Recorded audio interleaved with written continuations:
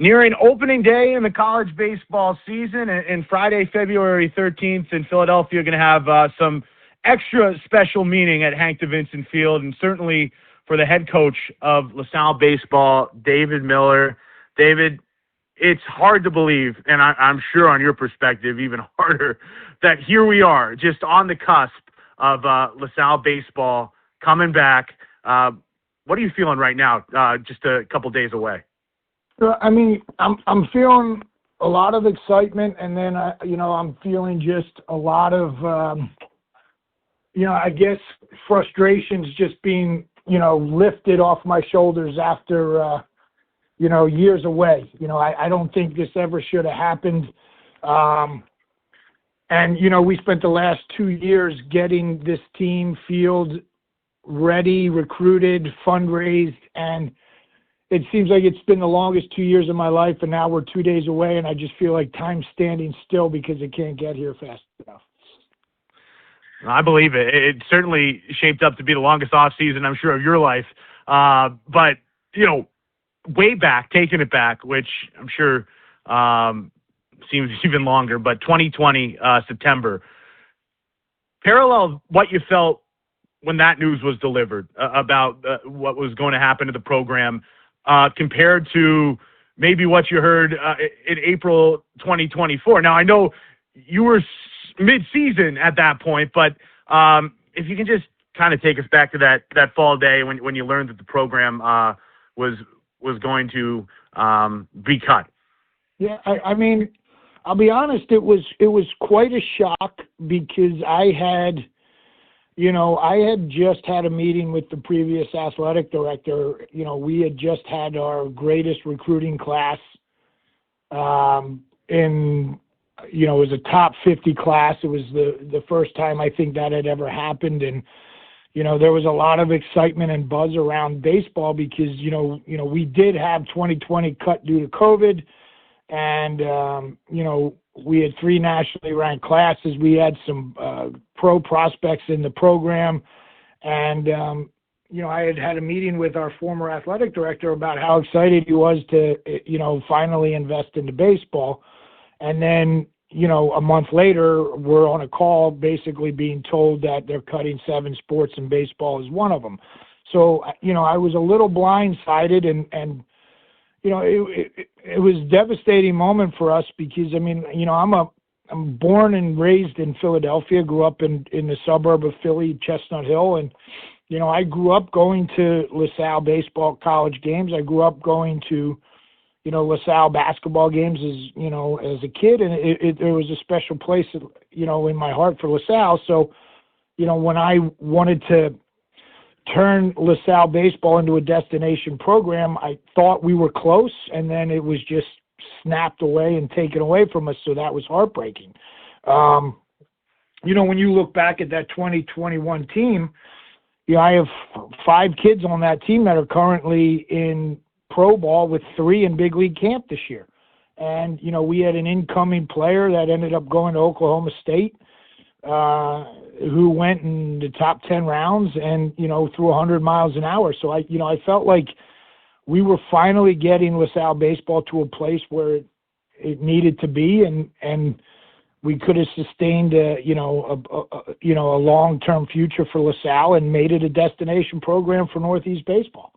You fast forward to 2024, I was in Manhattan College. I was the head coach. I was kind of doing the exact same thing that I had done at LaSalle. We were taking a program and we were slowly building it. And, I had just come off a year where I had 7 all-conference MAC players, and they were all freshmen and sophomores, so they were returning sophomores and juniors. So we were in a really good place, and and I had offered my advice and help to Ash, our athletic director, about what I thought this, what we did to get it going and what it could really use. And I always had it in the back of my mind that I had unfinished business here, but I wasn't in a place where I thought I would leave Manhattan until Ash and I had conversation after conversation, and then he just told me, like, I'm who he wanted to bring aboard and to revamp it. And So after some talks, with family and friends, I decided that, I'm ready to come back and give it another go. Yeah, and it came after that big announcement, which brought, several Division I programs to the department. It made it certainly a more robust selection. We actually, I just saw yesterday, in fact, that a monumental day for the program of acrobatics and tumbling, getting their first win over Morgan State. So that's in the air. And then obviously you guys on Friday. But when that that moment, I think there's some really powerful words said by Osh Pori and Daniel Allen, too, the president of the Salle. The careful analysis, the department determined. So this was a very deliberate measurement that the conditions that led to eliminating the varsity sports in 2020, which obviously COVID, the main factor, and the timing to select varsity sports, and this was presenting to you and everybody involved with LaSalle athletics and baseball this next chapter.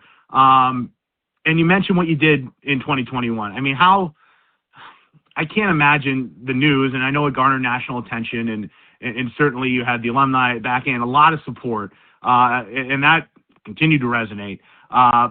But 32 wins, the A-10 tournament of all years is a shorter field that year. You mentioned the success that came with that group of players, that core that went on and had now opportunities professionally or at a Power 4 level. When it was all said and done, David, at the end of the 2021 season, again, probably not even a thought in that moment that 5 years from now you'd be back. But how did you close the book on that run, your first stint with LaSalle? You just gotta have a lot of faith, and you just gotta believe that what's meant to happen was supposed to happen.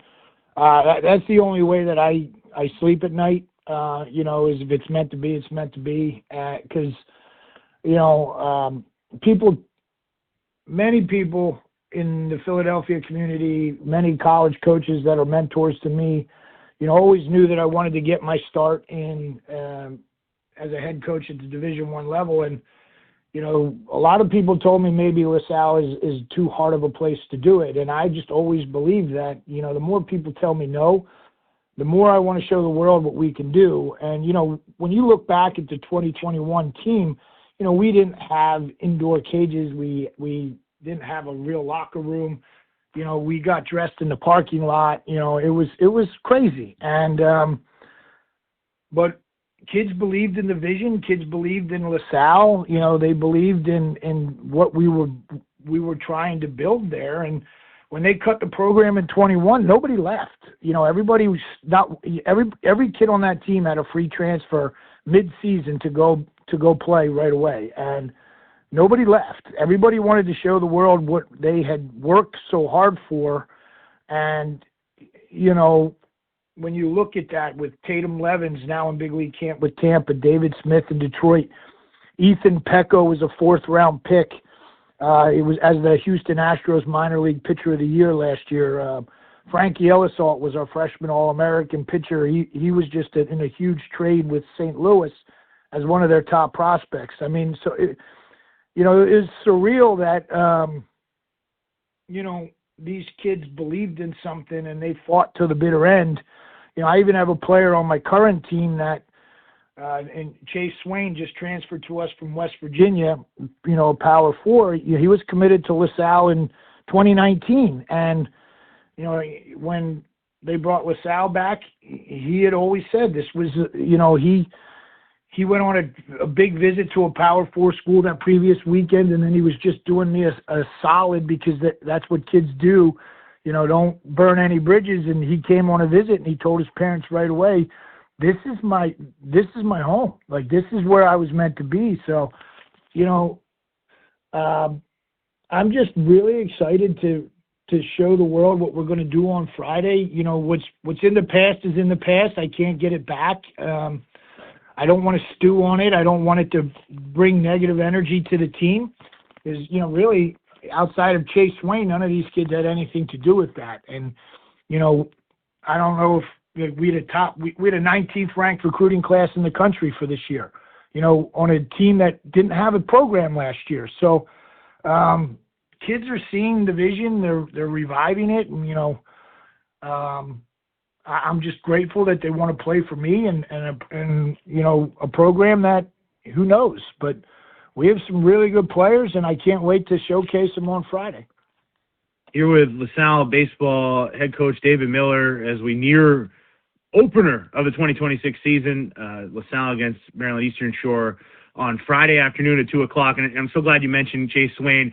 I thought it was so cool because, you know, the game of baseball, it all connects, and I think unlike any other sport, with those layers of history, and you look at the program, goes back to the 40s, and then you have Chase Swain, who is that connecting piece in the sense that, like you said, was a commit, followed you to Penn State Abington, and then had great success there and Manhattan, was on that number 13 West Virginia University. And then I believe I read in an article, he relayed to you that he called you and said, I want to play at LaSalle. I want to finish at LaSalle. And I can't think of, I mean, there's a lot of storylines, obviously, going into this year, but the fact that you have a recruit from your previous, or the previous iteration, that's a really, really cool thing. And he looks to be quite the player to have as well.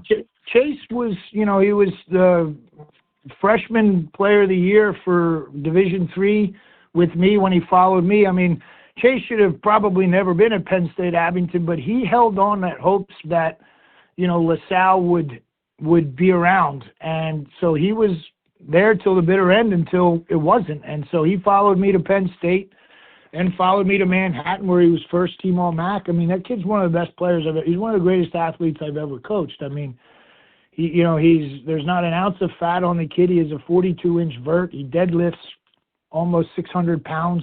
He runs like a deer. I mean, the kid has power for days. He's a draft pick, and you know, him and I have been through a lot together, and you know, I almost feel like he's a son to me, and you know, I love the kid dearly, and he's just, you know, when he called me and said, let's do this, I couldn't believe it, because West Virginia made it to a super last year, and he started 40 plus games for them last year. You know, so the kid's a stud, and you know, I'm grateful to have him, and he comes from a great family, and you know, he's a true leader on this team, and the kids all look up to him. So it's a big senior to have come in and you know, mentor a lot of these younger players. Well, he was with you in Manhattan, 23-24. Now, you were hired June 2024. That's obviously when he went to West Virginia. But let's go back to that call from Ashpori and LaSalle and that decision to leave Manhattan and come back. I believe you said, I'm excited to come home, and touched on some unfinished business. Obviously, I mean, just talking to you now, I can hear it in your voice, the passion you have for the program and the school and your guys and the guys that have come before. But once you got there, knowing that 2026 was still, you know, a little under 2 years away, the dynamics, you had not left college baseball, so you were certainly not unfamiliar to the changing landscapes and the transfer rules. But I feel like from building a program, you know, from player base starting at scratch, how did those beginning months start, and what was kind of your game plan to get this thing back off the ground? It's an interesting story because, you know, like I've always been pretty good at recruiting, and you know, I had a good resume. You know, I was fortunate enough to play at a high level professionally. I played in a college World Series. You know, I got to sit the bench in a Major League World Series. Like, I just feel like I have a lot to teach, and so I feel like a lot of kids want to learn from me. But I never had a blank canvas before. You know, like you know, you walk in and you have 35 returning players to a program when you start over, and then you're trying to, you know, teach on top of what the kids have learned from their previous coaches, and then, you know, give them your perspective on things. And, you know, so, but in this instance, you know, there was nothing. And, you know, we were waiting on the rules for, these designated student athletes, the DSAs. You're waiting on the 34-man roster rule. So everything was kind of a waiting game. So, I knew I didn't want to be the coach that ran out, 40 freshmen. So I knew, early when we were recruiting high school players that I was going to stop at a certain point, and then we waited till the portal opened so that I could get older. And so that was just kind of how we did it. And we had a tremendous freshman class, and we were really making some headway with some portal guys when the 25 season ended. But when Chase decided to come back, I think that's when a lot of guys jumped on board. Danny Perez was my all-conference second baseman at Manhattan. He decided to come play his senior year with me. In turn, his brother, Ryan Perez, he transferred from Coastal Carolina, who played for a national championship last year. He transferred to play with his brother and to play for me. And then, in turn, we got Jaden Novak, one of the top catchers in the country last year as a freshman from College of Charleston. I think he was like the 11th ranked impact catcher in the country going into last year.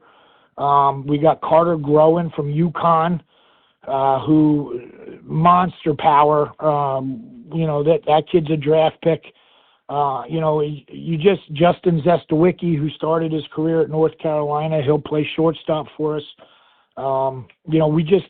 My godson, Cross Howarth, committed to us from Tulane.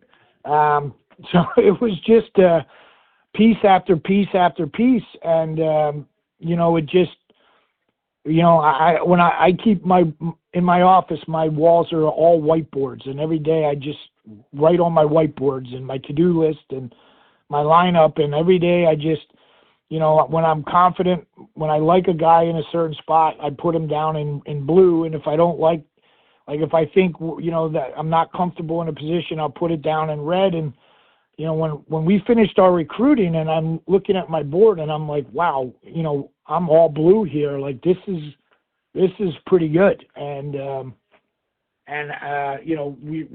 we're not young. We have a lot of youth. I mean, I have some freshmen who are the face of this program down the line. Michael Olander and Nico Amicangelo, Jace Terry, Dom Tilden. But they're excited to learn from a group of juniors and seniors that we brought in. And they'll get their time, but it's been a heck of a ride here.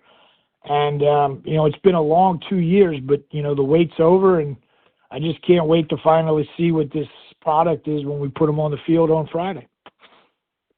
Oh, it should be a joyous day at the Hank to have Salle Baseball back. And that was a kind of a nice little twist and turn at the end of the off season. I think I saw the announcement last week. The game originally was to be played at Maryland Eastern Shore, and then it shifted up north to Philadelphia, and 3 more home games on your schedule, and it accelerated the return in front of the Explorers faithful too. What was that like to find that out? It's fitting. I mean, Maryland Eastern Shore, we were going to go down there, and we were asked to open up their brand new ballpark.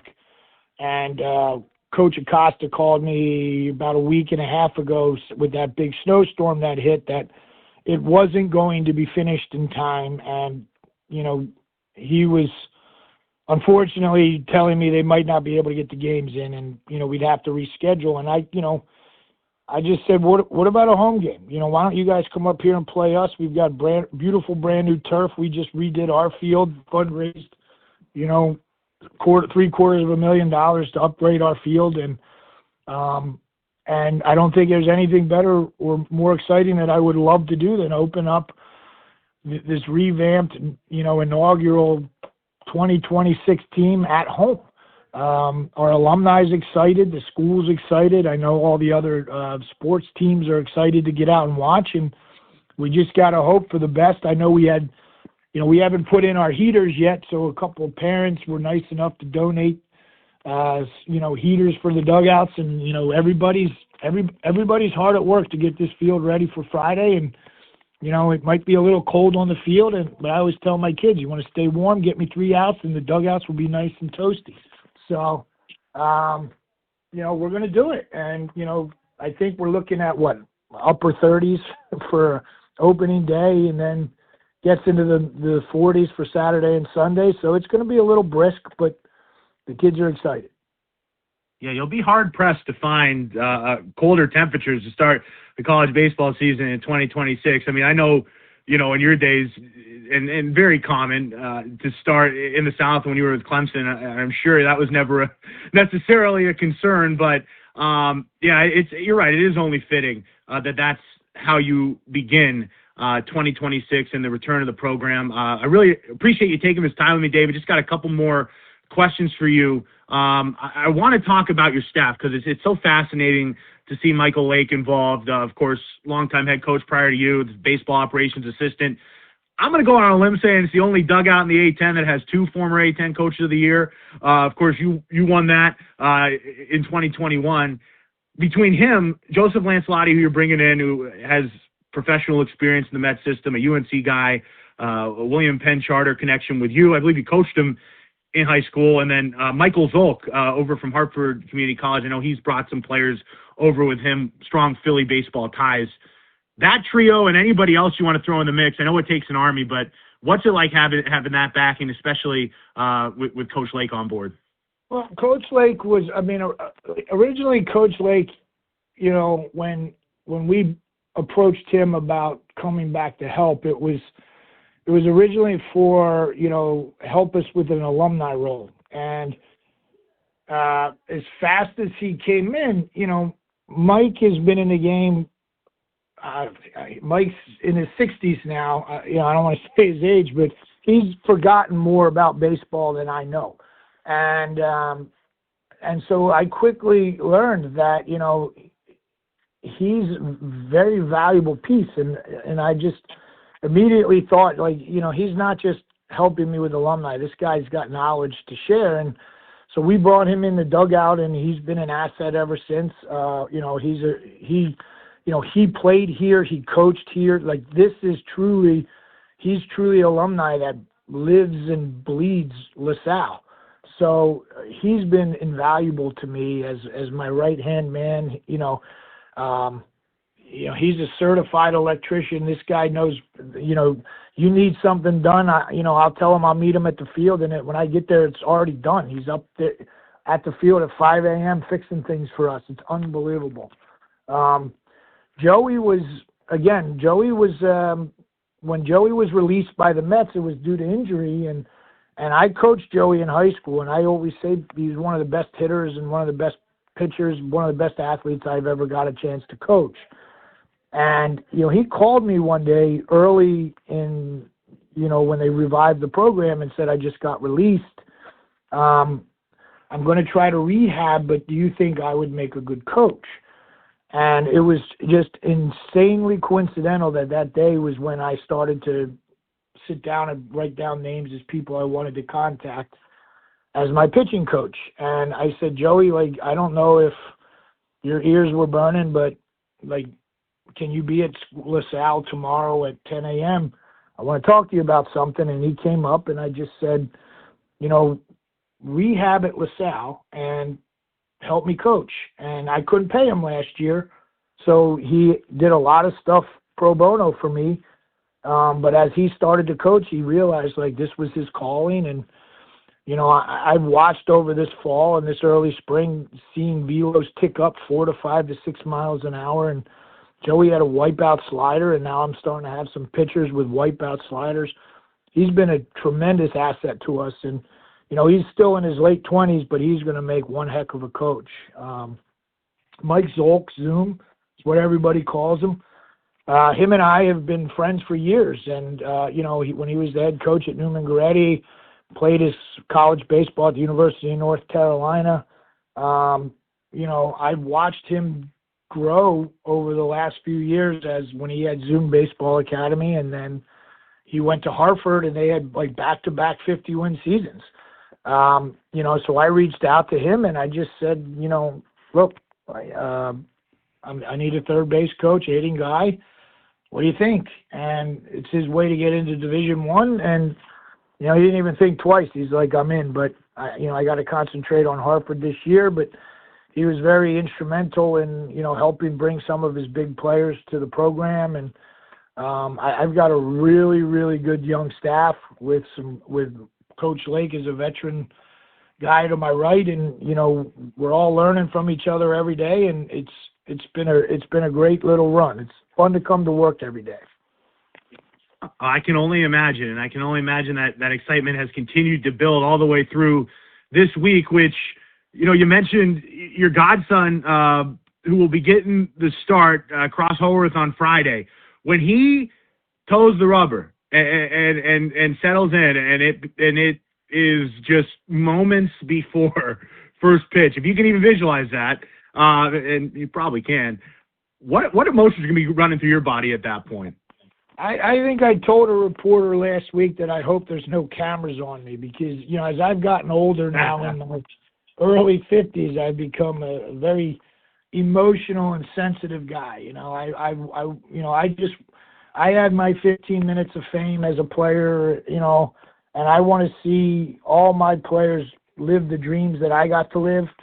But with LaSalle being back, I'm almost certain that, I'm probably going to lose it, and I'll start crying a little bit with, tears of joy. But, all this hard work getting to pay off, and then seeing, years ago, I feel like I helped when Coach Cross, and he became a good enough player to get an offer at Tulane. And then when LaSalle came back and he called me and he says, Coach, I'm coming home. Do you want me? And I was like, are you serious? Like, that's a silly question. And here he is, getting to watch someone that I watched grow up pitch on Friday, as a Friday starter, getting to see him live his, Division I dreams. And he's going to help us win a lot of games this year. And, I just can't wait for Friday. It's going to be some exciting times. Well, David, I'm certainly looking forward to it. I can only imagine what that atmosphere is going to feel like, regardless of the temperature. Before we wrap things up, just because it resonated with me, I was reading an article, I think an interview a couple weeks ago, where you mentioned, this program and certainly its impact on the school and the alumni base and the students, but also Philadelphia as a whole. And Philadelphia, it's such a great baseball city, dates back to the 19th century. It runs in the pipeline of Philly. If anyone attached to LaSalle or not, a baseball fan, longtime Explorer fan, alumni, student, if there's one thing you want to tell them about LaSalle baseball in 2026 and beyond, what would you tell them? I'm just, we have kids from all over the country. I have players. I have a kid from Japan. I have kids from Puerto Rico, Hawaii, Florida, California. You name it. We've got kids from all over the country, as well as South Jersey, Philly, Catholic League, the Interact. What I always tell these kids when they come onto campus is, you hear a lot of things about Philadelphia, and whether it's, snowballs at Santa Claus, or, I think some of the kids were saying, hey, Coach, is it true that they have a jail in, at Lincoln Financial? And I'm like, I don't know. I don't remember, but I thought I heard something about that in the vet. But I'm like, I don't think you understand. Like, Philadelphia is such an amazing town. I was born here. I was raised here. I'm a diehard Phillies fan. I'm a diehard Eagles, Sixers, Flyers fan. I want the city to embrace these guys like they've embraced the city. On a Saturday after practice, and I'm asking the guys, hey, what you got planned for today? We've already got our Phillies tickets. We're going down. Like, we can't wait. And, so when we had our first pitch banquet last week, I've been friends with Michael Barkan for years from his time. His kids went to Penn Charter, and then his time on Comcast. And Joe Conklin from my friends, with the Phillies, they came out and kind of helped kick off. Like, it's more than LaSalle baseball. This is Philadelphia. This is a family. This is community.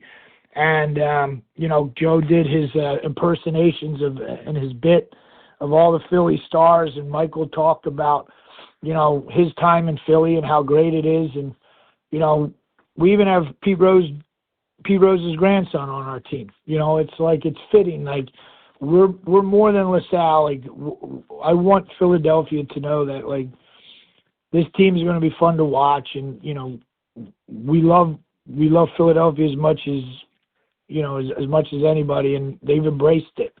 So, like, to me, that's what I say. It's more than LaSalle. This is Philly, and I want all of Philly to get to know this team, and hopefully we can make some noise and they can come out and watch some fun college Division I baseball.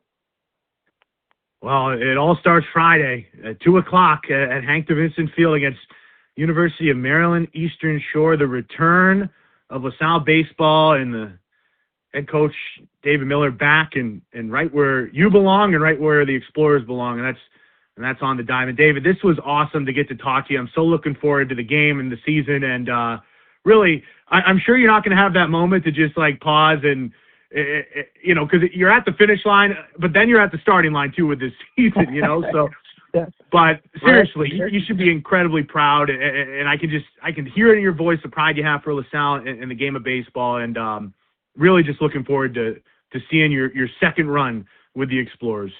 Yeah. Well, I appreciate it. And thanks for reminding me that we're at the finish line of a new starting line. I think I'm going to save that one and use that in my next speech with the players on Thursday.